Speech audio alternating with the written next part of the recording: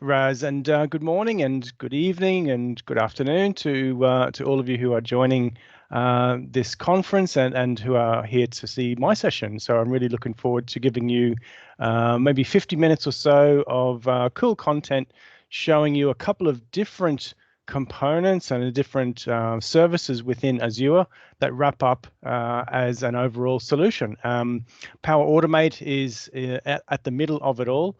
But we're going to see a little bit of cognitive services, so some API calls over to see some facial recognition type stuff and object detection, and all the data that I collect is going to be analyzed in Power BI. So I'll go through. You can see now I am deliberately in this kind of mode of my slide deck here. I know I normally would like to put it in presentation mode, but I need to swap with a couple of different screens. So I've enlarged this as much as possible. Hopefully you can see that nice and clearly. But my first slide is a big question and a request from everybody on this call. I really need your help because this call and this session is about emails coming in with pictures attached, and then we're going to analyze them and look at the data that gets produced. And I've done a couple of emails, but if anybody has seen me do this session, I've done it a couple of times before. I need you, please, as attendees, to start emailing me some pictures right now, and I'm going to process them, and we're going to have a look at what you send through to me. So I'm going to put into the chat window, and you can see it on the screen there, an email address that I want you to use your phone or your laptop or whatever you're joining from. Grab a picture, take a selfie or whatever it is that has, selfies are preferred because we like to see some facial recognition stuff, but sort of object detection as well. I'm happy if you send a picture of your coffee cup or your watch or something like that, but selfies always get the best positive response because we get to analyze a little bit more stuff.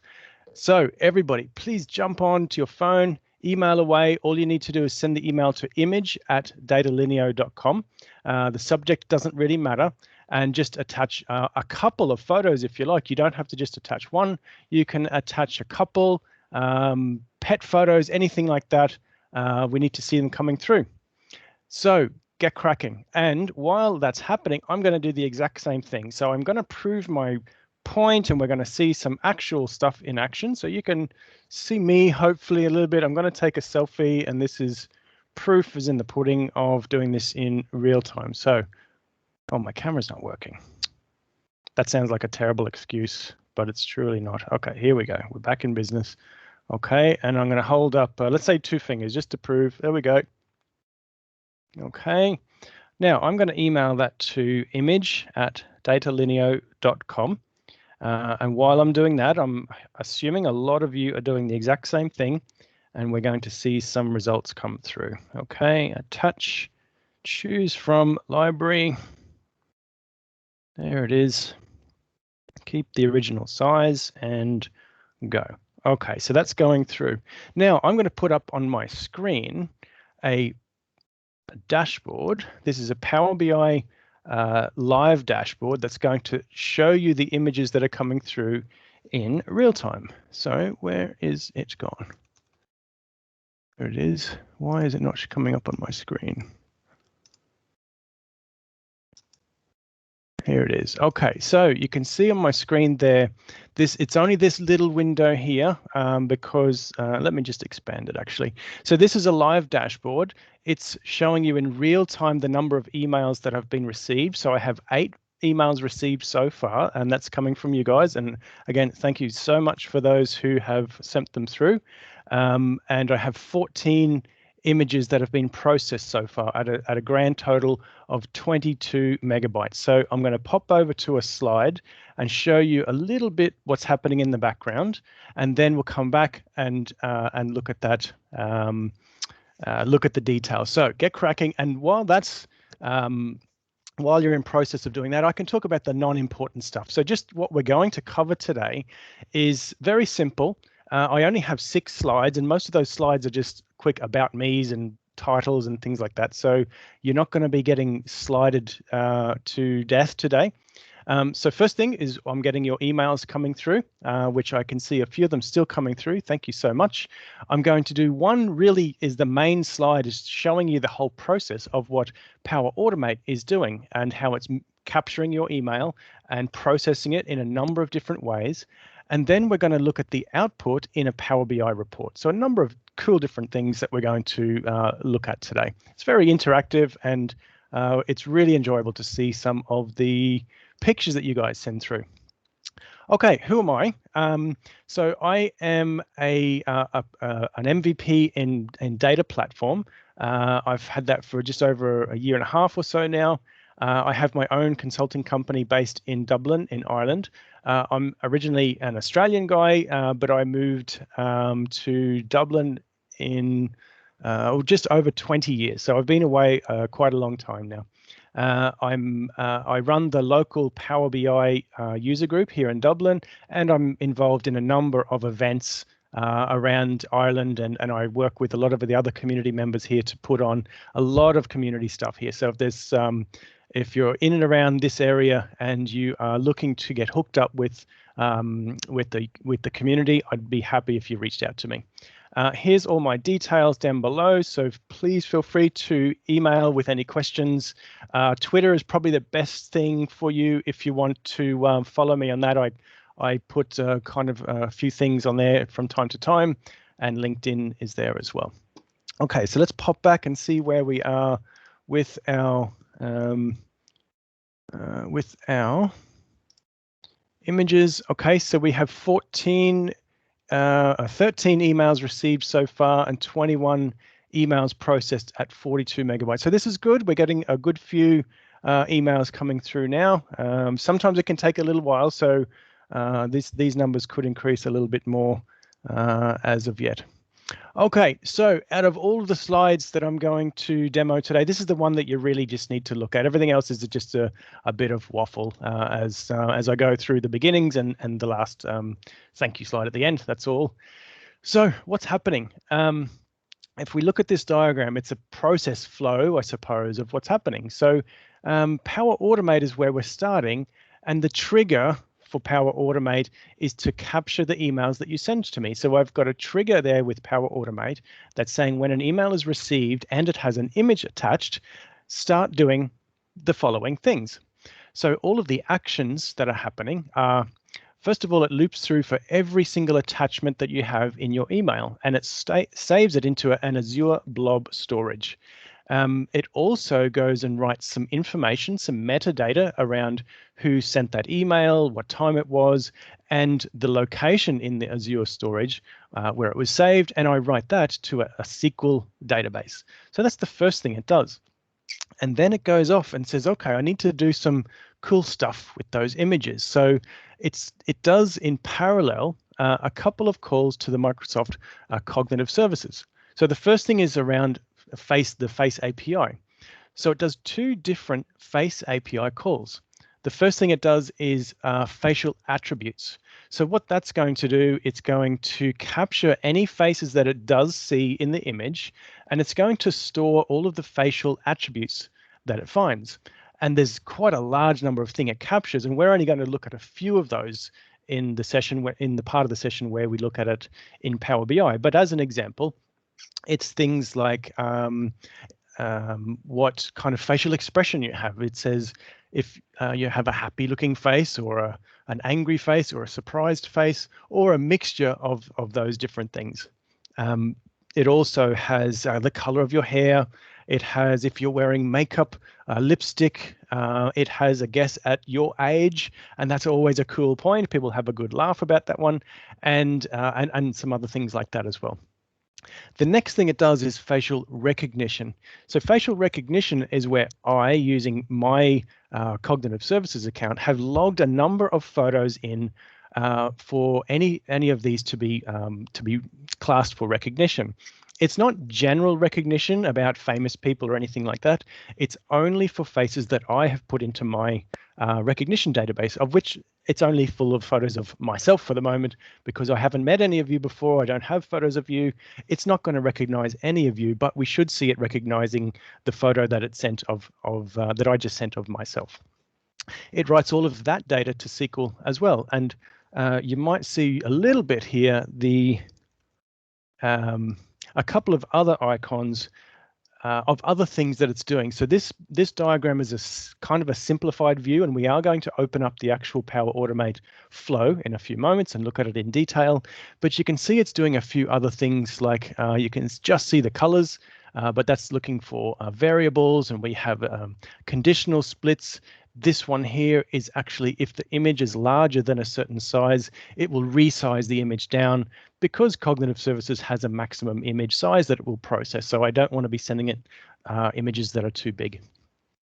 The other thing is then computer vision. So this is effectively object detection. So it will also look at the image for stuff it sees on in that image. So it looks for objects in the image, and it will list out as many objects as it sees, and it will also create tags for the image, which would help for searching. So it would have things like maybe if there's a general color in the image for something just quite generic like man or animal or pet or things like that. It writes that data to SQL. Last but not least, it will send you an email back. So hopefully, for those of you who've sent emails in, you've received a nicely formatted response back from image@datalineo with a little table of the basic details of or the description that it found that it classed on your image. And last but not least, it then goes and deletes the email. So I do want to draw back to this point in the orange box here on the slide. None of these photos are kept, saved, shared, socialized, or anything like that. Afterwards, I have a script that will wipe them clear forever, and they won't be used for any other purposes. So you won't be getting spammy emails from me or anything like that. Okay, so the other thing that I would like to show you is that the data is sent to a streaming dashboard in real time, and that is the one we saw before. So let's just pop that open again. Here's the streaming dashboard, and now we have had 18 emails received.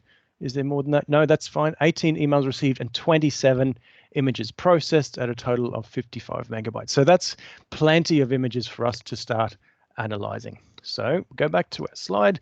The Power BI part of this is what you saw here is the streaming dashboard. This was being written to in real time as every email came in. But secondly, there is a separate Power BI part that is going to analyze the information which we've stored in the SQL databases. So we have a separate Power BI report that needs to refresh its information from the SQL database. Okay, so with that, we are, I think we've got, looking now, we've got 19 emails received, 28 images, which is fantastic. So I can see Raz has sent one, Celio, Brian, well done, thank you so much. And a few other folks, well done for sending your images through, it's awesome stuff. Okay, before we move forward, let's actually open up the Power Automate, the flow, and see what it's doing. So we're going to pop this one over here. So in this Power Automate flow, we have the trigger. So for those of you, I'm going to take one step back. This is an automation day. I want to maybe address for those of you who've never really used Power Automate before, because sometimes I might jump in a little bit too quickly into the details. So I'm going to spare a minute or two for those who've never used it before. So Power Automate is part of the Office suite. If you have it through your work or your school account, you have a limited usage of building flows, and they are an absolutely fantastic element that have been added into the Microsoft 365 suite. So if it's the first time you're going to your school or your work account and you go into the home office location of office.com, you will see the ability to do Power Automate. And if we pop in, this is the first kind of interface that you'll see. And for those of you who've never used it, don't even know what it is, it will automate and perform a number of actions based on, and I'm going to use your word, Raz, a plethora of things that it is able to do. It is just a phenomenal product that I really, really enjoy using. And the first time that you ever use it, it can be a little bit daunting. So what I would strongly suggest for those of you who've never used it before is when you go to this home page here, go directly to the templates. The templates have been something that have been growing since it started. People are able to build them and share them for other people to use. And those templates cover a very, very high number of common scenarios that people can just point to, and it will create a flow for you from beginning to end. And then you only need to tweak it in ways that you need to customize it to your own circumstances. The first and easiest flow that I always suggest is the reminder. If I search here, reminder, the quickest one that I find is the one that says send me a reminder in 10 minutes. So if you search reminder, this one here is very straightforward, but it is a kind of a nice and easy way to get into building a flow. If you press create flow, all it's going to do is that when you trigger this flow, it's going to wait for a couple or 10 minutes, and then it's going to send you a notification on your phone. Now, in order to do that, you need to have the Flow, the Power Automate app installed on your phone, but that's available in your Apple or your Android stores. And you can see here, it says, let's manually trigger this flow. It does a step here that just waits for 10 minutes, nothing really complicated about that. And then it will send that push notification to your phone. Nothing really rocket science in that, but it is a nice way to step into using those Power Automate flows. So I'm going to do one last check on our dashboard, and we've got, let's see, 25 emails received and 35 images. This is brilliant, folks. I really, really enjoy the high volume of images that have been sent through so far. Now, on your screen now, you can see that I'm just that I've opened up. Let me go back to my slides so I can just kind of guide you as to where we are. So the current thing that we're doing is we're going to look at this Power BI report here. Okay, so this Power BI report is going to analyze some of the images. I'll open it up real quick, and I just want to do a quick refresh of that data and then pop back, and we're going to look at the flow itself. So we'll press refresh. It's nice that I've put this pretty cool selfie of myself, which I took for testing purposes, but we'll get back to that in a minute. There we go. A lot of images there to evaluate in a few minutes. Okay, let's go back to where we were, our flow. So the flow that I've created, if we just, I'm going to swap back to my diagram, sorry.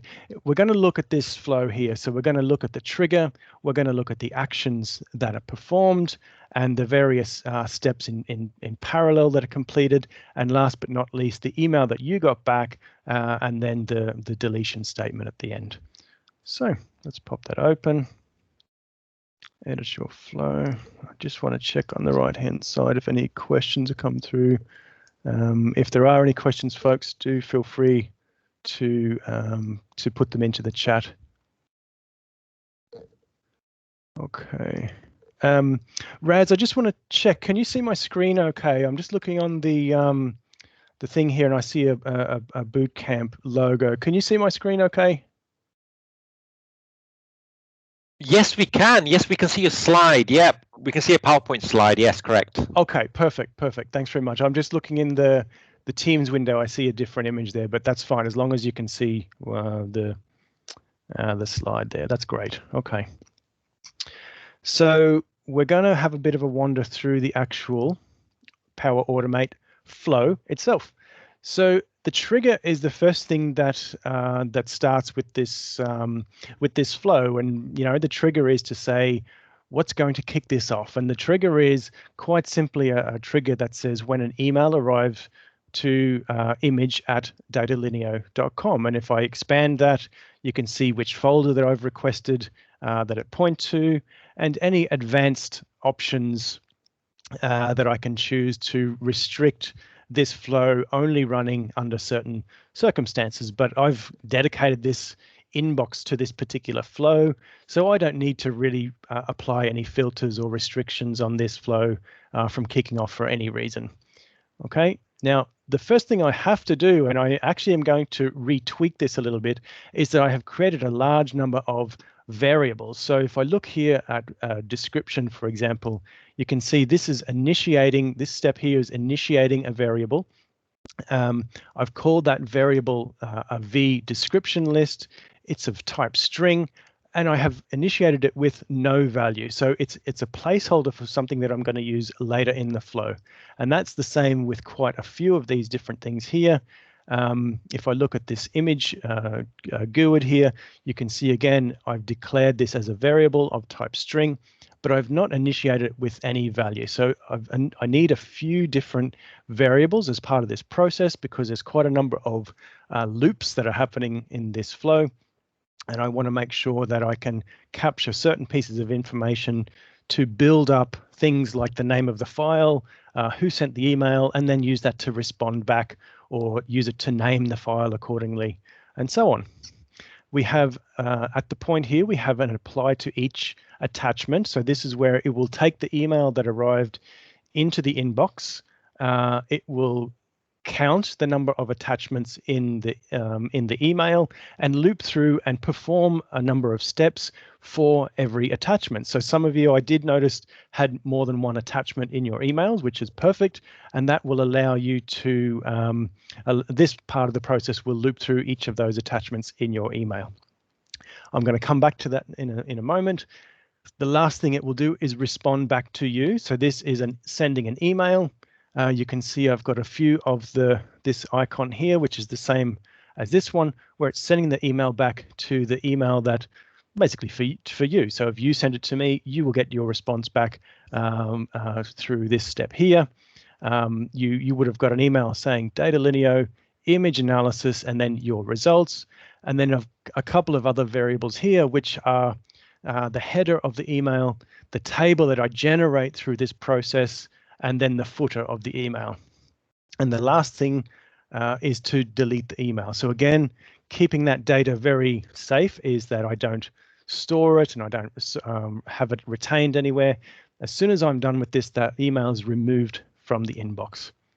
Now, if we look at the apply to each statement here, apply to each attachment, this one is really the whole heart of this flow. So I'm going to select on that, and it's going to start to expand out quite a few times. So the first time I select it, you can see here that it's applying some logic to set a GUID. So what this is doing, I'm just applying a unique value to every image that I process. And the reason is because I'm storing this in a database, I want to have good, what we call referential integrity, because I have an email table and I have a sender table, and I want to be able to link those data points together via a unique identifier. So I'm generating an identifier here, and I'm doing that through one of the expressions. And it's a nice and easy expression. If you just see on the right-hand side, the expression is just a function called GUID, and that'll generate a unique identifier. A couple of other steps there to set the image name. This one here, it will grab the actual details of the attachment. And what I'm doing here is I'm setting a switch statement based on the size of the file. And this is where, if your file that you sent me is larger than, I'm going to say, 2.5 or 3 megabytes, I'm going to send you down, this flow will go down one of a couple of directions. It actually goes 3 different directions. One is if the file attachment is less than 50 kilobytes, meaning it's very small, I'm actually going to stop processing. And the reason I'm doing that is because a lot of people are sending emails that have a footer with a little image of their company logo and things like that. And I was actually initially performing the processing of those, but it wasn't really worth much to me. So I started to say any smaller images like that are ignored. If the file is between 50 kilobytes and something like 2 or 3 megabytes, I forget the exact number, it will go through the normal process to run the cognitive services. But if it's larger than, let's say, 3 megabytes, I'm going down a different path that will take that image and resize it down to a smaller size and then pass it to cognitive services for the processing.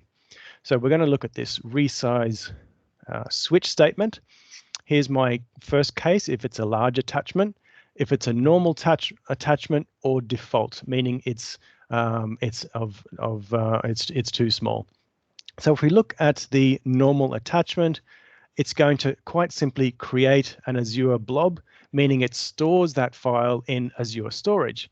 But in the case of when it's a large attachment, there's two steps. There's a resize step, and then we store it in Azure blob storage. Nice and easy. Now we start to really see some more activity expanding, and I'll go through this a little bit quicker so that we don't have to look at this in full detail. So I'll rocket through this a little bit quicker. First thing it does, it adds the rows to a Power BI data set, meaning it takes some of that initial metadata on the email and writes that to the streaming data set in Power BI. So this one, when we saw the image or the report showing in live, in real time, how many images and how many attachments have come through, that was based on this step here. We start another bit of information on the images stored in SQL, but then here is where we take our parallel split, and we're doing a couple of different calls to cognitive services in parallel. So the left-hand side is the face API.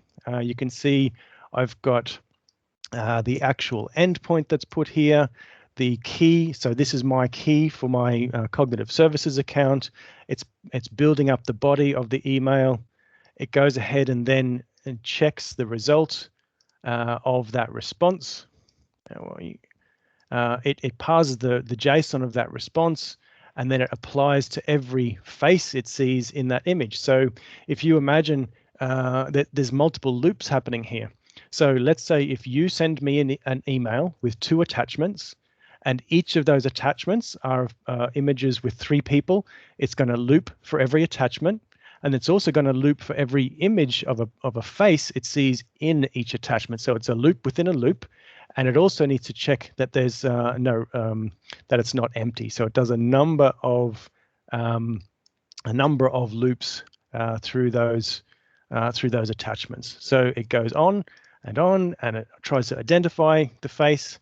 Again, it needs to loop again to see if it recognizes that face. So you can see we're in quite a number of loops here, and it is quite difficult to see all of this on the screen. So I'm going to reduce it back a little bit up here,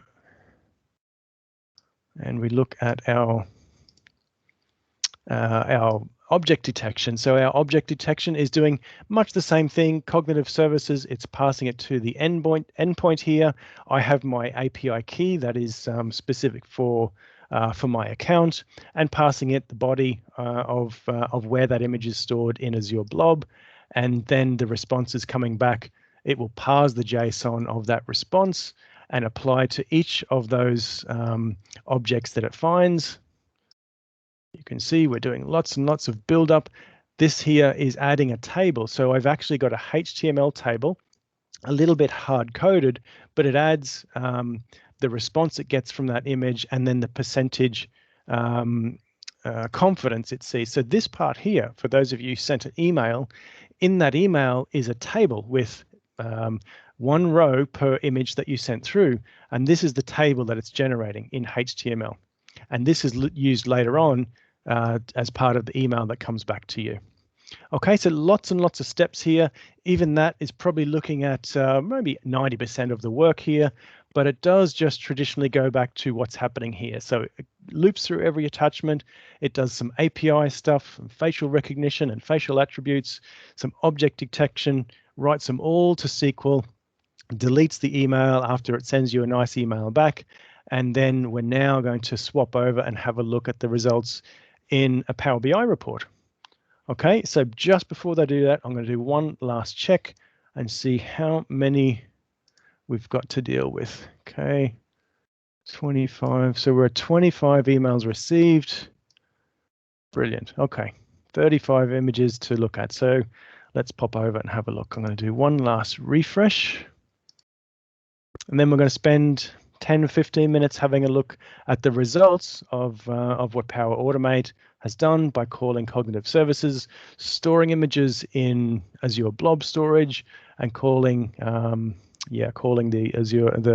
cognitive services. So the first one I'm going to look at, the first one that is alphabetically or visually at the top, So let's take a broad step back and look at the Power BI report. This Power BI report, this Power BI report has what I've got here is a table object in Power BI, and it has just literally listed all of the images that we have available to us. So if I deselect that one, we're going to do a super quick scan down and see all of the images that we have available to us. And the first thing is actually a better one to look at is the image cloud. So this is a cloud view or like a word cloud, but it's an image cloud of everything that has come through.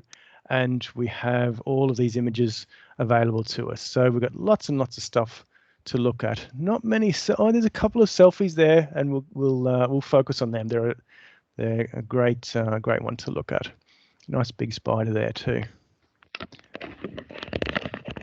Okay, and we also have our tags here as well. So you can see the tags. If we look at, you can see that we've got words like standing. So if I select on that, it's going to reduce the images to things that that relate to that tag. If I select here, for example, green, you'll see a lot of these images, well, not so much, but would have a green tinge.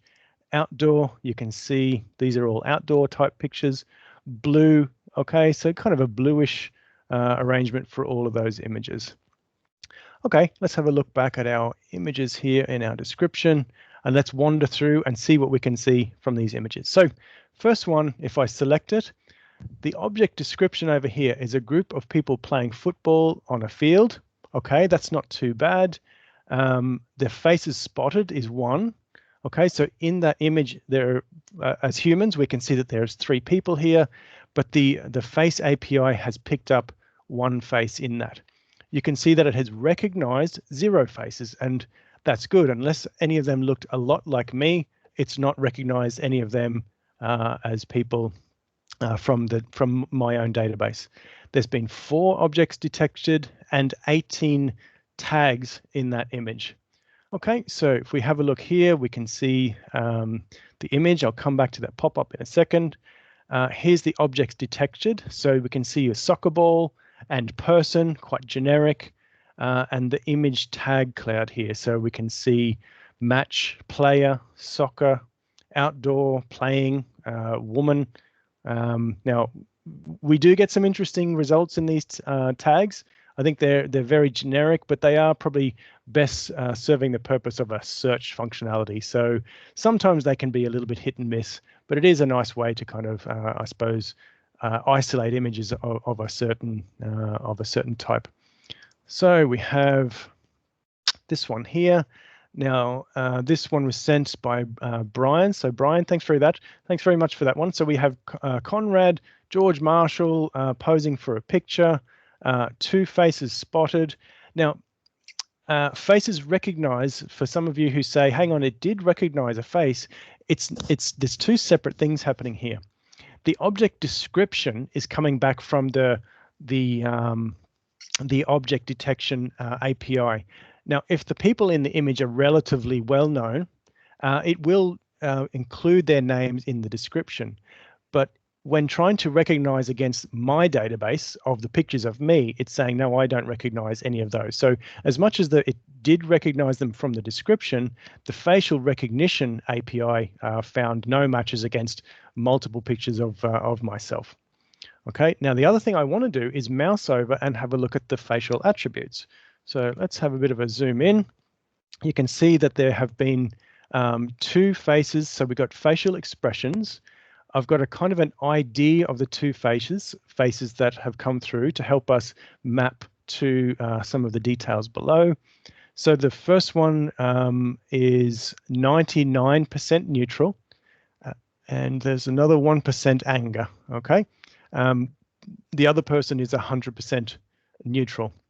Now, the API does come back with the location, the pixel location of those images. In this demo and in this session, I don't use that data to locate them. I have a different session where I do that. I walk around with a Raspberry Pi computer, and it will then plot the square around the images as to who is who. But through this one, I'm not actually using that. So we have to do a bit of guesswork as to which one is which in this particular case. But just to show you, the facial expressions give us 1, 2, 3, 4, 5, 6, 7, 8 different options as to what the facial expressions can be. And it's only those 8 different options. So I do want to call your attention to them and kind of understand what they are. Now, if Raz came into a room and I saw him walking in and Raz had a sad look on his face, I would say, yes, for sure. Hey, Raz, you look a bit sad.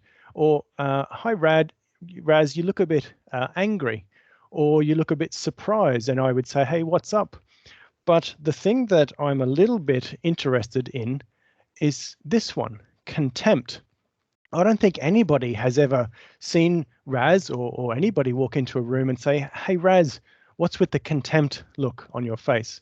And it always is an interesting one because we don't even know what a contempt face looks like, do we? Well, I can tell you I do, because it took me a long time to practice lots of different faces to finally work out what face gives us 100% contempt. And we're going to have a look at that in a couple of minutes. Okay, let's wander down some more images. The lion one sent in by D. Denton, thank you very much. So we have a lion lying in the grass. Great. We have 5 faces spotted, which is perfect. 1, 2, 3, 4, 5. 7 objects detected, and we can see the image tag here. So let's do a bit of a view of the facial attribute stuff. Now, Mr. or Mrs. D. Denton, if you can put in the chat window, I'd love to know if this is actually you or your family, or if this is something you scraped off the web. If you're comfortable enough, do put a thing in the chat window, and we can talk about that. Sorry, I just need to mouse over. Where is my pop-up? There we are. Dave, it is your family. Well done, Dave. So thanks very much. Okay, so let's have a look at what Dave is getting back from his facial expressions. So the first thing Dave is going to see is that we've got pretty much happy faces. Somebody has a 1% anger, 99% happy. Dave, don't worry, I'm pretty sure that person is happy. So don't be thinking that somebody in the background is a little bit angry, but we can maybe guess and see who that is if there's a slightly less than happy look on their face. Again, I don't know who that is, but we might be able to work it out by definition of the data below. So we have the ID number is 973, and 973 here is a 15-year-old male. Okay, now Dave, as well, if this is your family, you might let us know how accurate these age things are, and the gender things indeed. So we have a 15-year-old female, a 70-year-old female, 56 male, 15 male, 51 female. So Dave, what do you reckon? Is that kind of anywhere near correct? Let's see if we can guess who the 15-year-old male is. So this guy here, this is the one that came up as 1% angry. Now, I guess you could see that little bit, but I'm sure he's happy. Maybe he's a bit too close to the lion, Dave, that he's a little bit angry that you squashed him in between yourself and him. Dave's riding close. Wife has short hair and more nerves than happiness. Yeah, I guess so. She's a bit further away from the lion, so I would be myself, actually, Dave. Okay, so let's wander down and have a look at some other photos. So in preparation for this, I took a couple of kooky photos of myself, and I wanted to just kind of go through the different facial expressions for the most part. So we have here, this was me. I was doing, I don't know, I guess this is just a fairly weird face, crossing my eyes. And if we have a look, and in terms of faces recognized, this one should have recognized me, but it didn't, because I guess I was pulling such a weird face. Oops, let's mouse over. Up we go. Okay, so this one, we have 71% angry, 11% neutral, 10 or 9% contempt. So there's a little bit of contempt going on. And, you know, I have been doing this for a while. I've become very thick-skinned. So I'm actually, and I worked it out this morning, I'm 45.8 years old. Okay, so I've got a birthday coming up in April. So I'm kind of close to 46. And this always puts me at an older age than I actually am, unless I'm pulling a certain face. This one here as well, I wanted to bring to your attention. I put down a number of random things on a table. So you can see here I've got some earphones, nail clippers, a key, my screwdriver and passports. And in terms of objects detected, we didn't get a great response here. We got book, which was quite interesting. I thought things like keys or a screwdriver would have been pretty easy for it to detect, but it didn't. And I do find that when there are quite a number of varying objects on a photo, it can kind of be a little bit lacking in terms of grabbing them all. Even the description, now the description has to be quite generic because it can't put each one of those listed out. So it just said a bunch of items that are sitting on a table. Let's walk through at some other images. This is me just doing a happy face. This one has put me at 46. So all of those images were taken at the same time, but my facial expression had something to do with the age detection being a little bit different. Okay, so we've got somebody here skiing. Let's have a look. So that was Petutschnig, M. Petutschnig. I hope I'm getting that in some way correct. But we have a man wearing a ski hat in the snow. Not too bad. And we have Konrad Adenauer. Brian sent that one through again. Brian's sending some famous faces through. Let's have a look at the age. So age 63, 100% neutral. And let's wander through a couple of other photos. This one, I'm not sure if that's a selfie or an image of yourself. Do feel free if you want to let it be known. But let's have a look. There was no faces spotted, so it didn't detect a face in that particular image. This is a close-up of a cat. I sent that one. This is my cat. And actually, if you can see in my camera, that's the cat down there. So she's sitting watching this whole session. And is classing, is going to judge this quite harshly. Now, I want to just get to this one, and then I'm going to skim through some of the other pictures, and we can start to wrap up and have some questions then. So this one here, if I select it, you can see my face is just doing this kind of left or right mouth looking thing. So if I mouse over here and we zoom in, this image here is showing 100% contempt. So if you never knew, if somebody had a contempt look on their face, if you're having a conversation with somebody and you're telling them a story that you think is really great and their mouth starts wandering to the side and maybe starting to get a bit weird with their eyes, you know that they're not enjoying that story. And if I was you, start to embellish it with some more exciting facts that may or may not be true. So what I would do is divert your story to something more interesting and see if they can change that face to something a little bit more happy or interested in some way. So that is contempt, in case you didn't know, and it made me look 48 years old. Again, the age thing can be quite a hit and miss thing. Somebody's got a muscle injury and sent their deep heat picture through.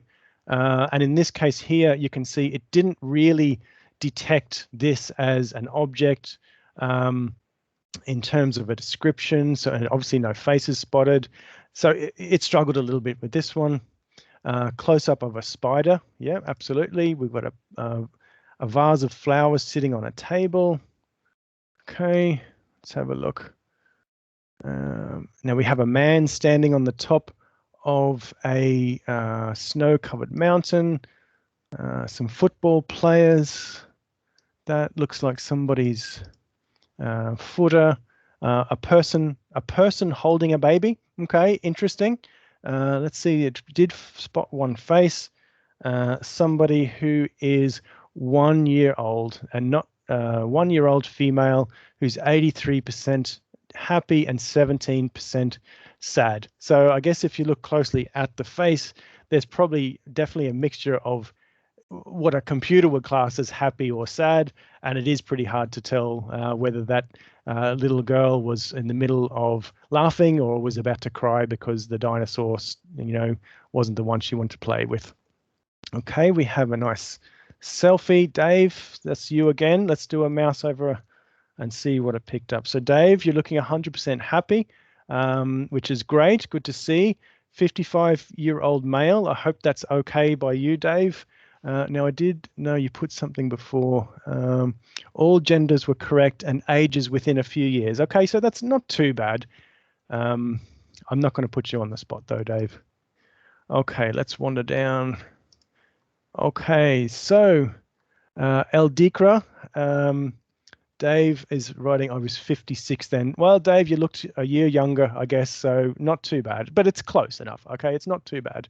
So we have a close-up of a man in glasses looking at the camera, and it's great. That was taken right now because I can see the slide in the background, one face spotted, and let's do a mouse over and see what attributes it picked up. So we have 93% neutral, a little bit of happy, a little bit of contempt. Okay, maybe my slides were too boring. I'll have to increase them a little bit for you next time. And then 36-year-old male. So if you want to jump in and let us know if you're happy with that, you don't have to tell us your real age, but you can let us know if that's okay. Oh, we've jumped on. So Diego, thank you, Diego.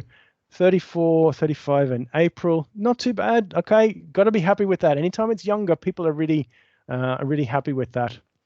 So we have a close-up of a dog. No faces spotted. This is Raz's footer. It's picked it up. Maybe Raz, your footer's too big. It must be more than 50 kilobytes. So my thing didn't grab it. Now look at this one. So this one, somebody has sent a picture of their screen. Actually, I think, is that Diego again? Let me go back, look at Diego's cup. Yeah, that's Diego's cup. So Diego has put in a picture of the screen, and it's picked up how many faces? 6 faces. So look at those faces on the image here, and maybe a couple of the faces down the bottom. It has actually picked those up. Even though they are absolutely minuscule, it's still picked them or detected them in that image. So it's done a fantastic job there to pick up those images from the screen. We're going to wander down. Okay, folks, so this one is one face spotted, a man standing in front of a car park. Not quite a man, but I'm going to tell you honestly that was me in 1981 on my first day of school when I was 6 years old. So very, very big day for me. I was 82% happy, 18% neutral. There was no fear, so obviously I was excited to go to school. It's classed me as 4 years old. Okay, it was out a little bit, but yeah, this is 1981, and I remember that car. It was a Ford XB Falcon, a nice Aussie car from those times. Okay, so let's wander through. We have another nice selfie from Celio. So Celio has come back as 99% happy, and a 40-year-old male. Celio, if you're happy with that, do let us know. This is the photo that I sent in real time. Let's see, this is always a hard one. 45 in this one. Can't complain, but you can see a bit of mixture of happy, neutral, and maybe a little bit sad. I don't know why. I wasn't feeling too sad. Okay, we have some Lego. We have, what's that? Some birds, a close-up of a brick building. Interesting. And we have a dog wearing a costume. That's me. That's my dog, Alfie. So Alfie sits in here with me sometimes, and my cat sits in here with me most of the time. And the two don't get on very well whatsoever. They argue with each other quite a lot. Okay, so that's a nice end up, a review of all of those images. So again, thank you so much, everybody who sent those images through. And we still have a few minutes left, and I want to take that time maybe to answer any questions. And I think a couple of questions did come through. So Lakshmana has said, are you using Azure AI models or custom models? So great question. I'm using the Azure Cognitive Services models. They're not models that I built myself. They are just simply the services, the Face API and the computer vision API. So I'm not able to train those models at all. There's no feedback loop for me to make them more efficient in any way. They are just using those generic services. So that's that question. I think that's the only question that. Oh, Lakshmana has also asked, would also like to build a model pop-up in Power BI. But I don't know what that question means, Lakshmana. So maybe if you want to just rephrase it a little bit, and I can answer that for you. I'm not sure if you mean this pop-up here where we get a little bit of extra detail when we mouse over. If that's it, just let me know. If it's something else, if you maybe just want to rephrase the question for me. But let me pop back to my slides and my last slide.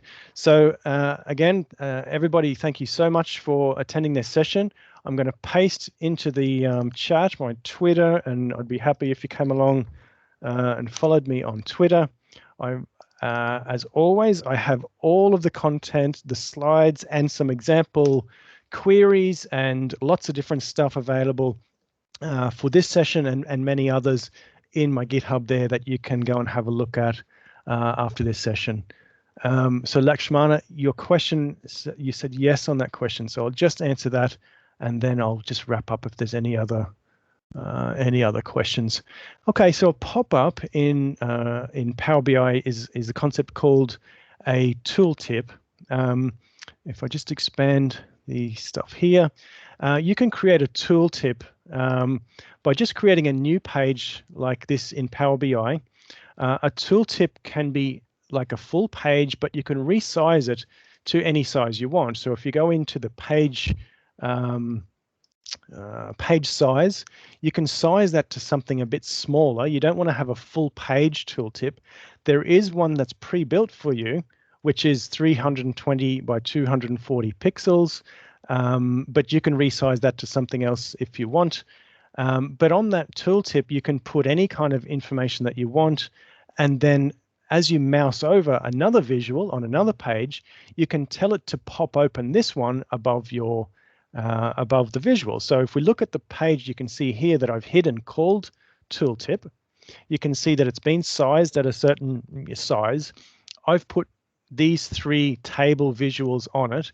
There's no filtering or anything that is applied to this visual.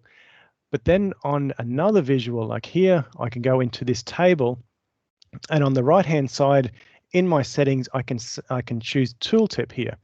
So when I put this tooltip on, it will say when the tooltip pops up, what do you want me to show?